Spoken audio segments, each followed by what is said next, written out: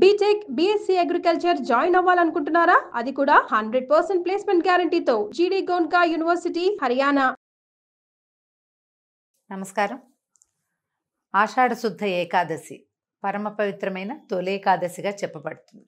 సాధారణంగా ఏకాదశి తిథే అద్భుతమైన తిథి, విష్ణుప్రీతికరమైన తిథిగా చెప్పుకుంటాం. అయితే ఈ ప్రత్యేకంగా తొలి ఏకాదశి నాడు విష్ణువు యోగ నిద్రలోకి వెళ్తాడని, ఇక్కడి నుంచి 4 నెలల పాటు మళ్ళా కార్తీకంలో వచ్చే శుక్ల ఏకాదశి దాకా ఉత్థాన ఏకాదశి అంటారు, అప్పటిదాకా ఆయన నిద్రిస్తాడని చెప్తారు. ఈ 4 నెలల్ని చాతుర్మాస్యంగా భావించి ఈ 4 నెలల కాలంలో కొన్ని రకాల నియమాలు పాటించే విధానం కూడా కనపడుతుంది. అనేక మంది మఠాధిపతులు, పీఠాధిపతులు, సన్యాసం అది స్వీకరించిన వాళ్ళు కూడా చాతుర్మాస్యం చేయటం కనపడుతుంది. సంసారులు కూడా, సాధారణమైన వాళ్ళు కూడా చాతుర్మాస్య దీక్ష పెద్దవాళ్ళు దీక్ష తీసుకుంటారు. అది ఇక్కడి నుంచి మొదలు ప్రతి నెల ఒక్కొక్క వస్తువుని వ్యర్థ పదార్థంగా తీసి పక్కకు పెడతారు. వాళ్ళ పద్ధతి ప్రకారం చేసుకోవచ్చు. అయితే ఈ చాతుర్మాస్యంగా చెప్పబడే 4 నెలల కాలంలోనూ విష్ణుదేవుడు, మహావిష్ణువు పాతాళంలో ఉన్నటువంటి బలిచక్రవర్తి వద్దకి వెళ్తాడని ఇలాంటి ఒక కథనం కూడా కనిపిస్తుంది. మధ్యలో ఆయన పక్కకి తిరిగి పడుకుంటాడు. ఇప్పుడు యోగ నిద్రలో ఉన్న విష్ణువు పరివర్తన ఏకాదశిగా చెప్తారు, పక్కకి తిరిగిన ఏకాదశి కూడా ప్రత్యేకంగా.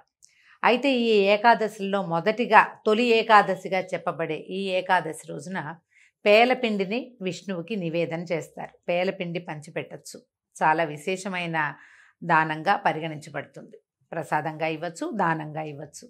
ఈ తొలి ఏకాదశి రోజున అన్నం పూర్తిగా నిషేధం, మాంసాహారం నిషేధమే. ఆ తర్వాత ఒకవేళ ఏదైనా అనారోగ్యంగా ఉండి ఆహారం విసర్జన చేయలేము, ఉపవాసం చేయలేని వాళ్ళు సాత్వికమైన ఆహారం ఏదైనా తీసుకోవచ్చు. ఉల్లి, వెల్లుల్లి అలాంటివి తీసుకోకూడదని చెప్తారు. అయితే ఏకాదశి సాధారణంగా మనం అందరూ ప్రతి ఏకాదశికి ఉండేటట్టుగానే ఈ తొలి ఏకాదశి నాడు కూడా ఆ రోజంతా ఉపవాసం ఉండటం, పగలు నిద్రించకూడదు, రోజంతా విష్ణునామస్మరణలో ఉండాలి, ఎక్కువగా నామపారాయణ చేసుకుంటే మంచిది. మళ్ళీ మర్నాడు ఉదయం ద్వాదశి సమయం దాటకుండానే పారణ చేయటం, ఎవరికైనా బ్రాహ్మణ భోజనం ఇవ్వటం, బ్రాహ్మణులకి భోజనం పెట్టడం, లేదా మోయిని ఇవ్వటం, పొత్తర్లు ఇస్తామంటారు, అలాంటిది ఏదైనా ఇవ్వచ్చు. ఇచ్చి తాము భోజనం చేస్తే తొలి ఏకాదశి వ్రతం పూర్తవుతుంది. ఈ తొలి ఏకాదశిని శయనేకాదశిగా కూడా చెప్తారు. విష్ణుమూర్తి నిద్రపోతారు కాబట్టి, ఇక్కడి నుంచి నిద్ర మొదలు కాబట్టి.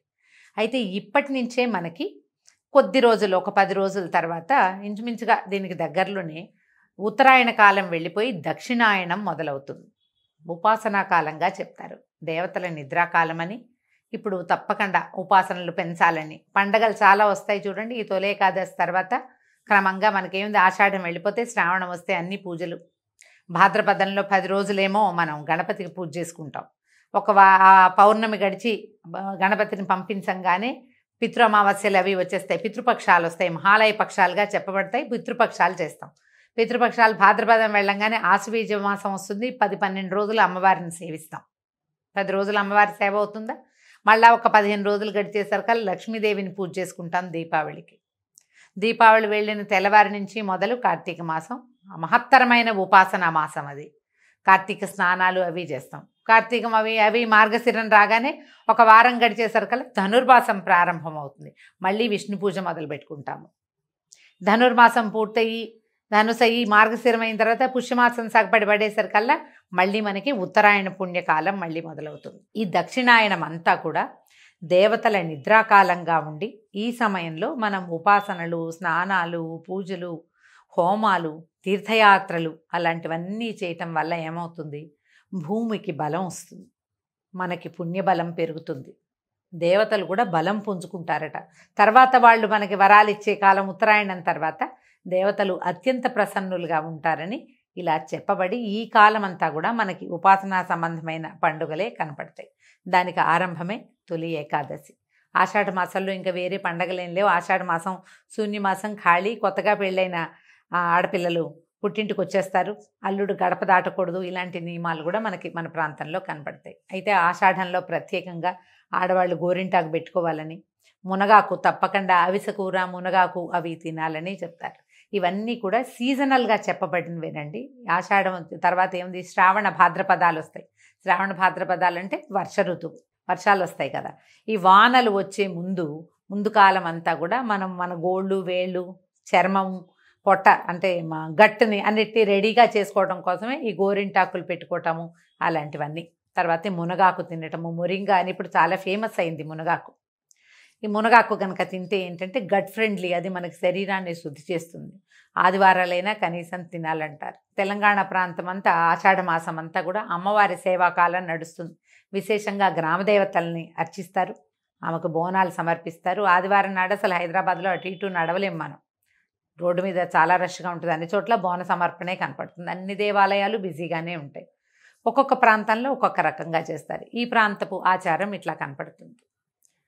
ఆంధ్ర ప్రాంతంలో ఇంకొక రకంగా అమ్మవారికి ఆషాఢ ఆదివారాల్లో అమ్మవారికి పెరుగన్నం ఇవ్వటం, గంగానమ్మకు పెట్టడము అది కొన్ని ప్రాంతాల్లో కనపడుతుంది. ఈ ప్రాంతీయ ఆచారాల్ని మనం ఎలాగూ పాటిస్తాం.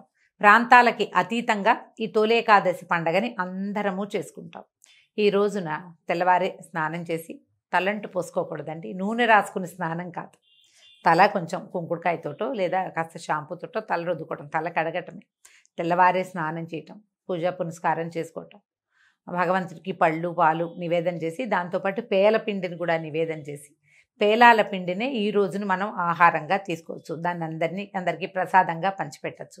దేవాలయ దర్శనం విశేషంగా చెప్తారు. తొలేకాదశి నాడు మీరు ఏ దానం చేసినా అది ద్విగుణీకృతమైన ఫలితాన్ని ఇస్తుంది.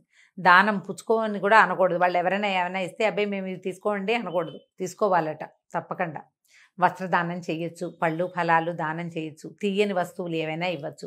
పంచామృతం లాంటివి కూడా కలిపి ఎవరికైనా, పంచామృతాలు అంటే పాలు పళ్ళు, అదే పాలు నెయ్యి, తర్వాత తేనె, పంచదార, పెరుగు, ఇవి కూడా మనం విరివిగా ఎవరికైనా ఇవ్వచ్చు. ఇవన్నీ కూడా మంచి అద్భుతమైన దానాలుగా పరిగణించబడతాయి.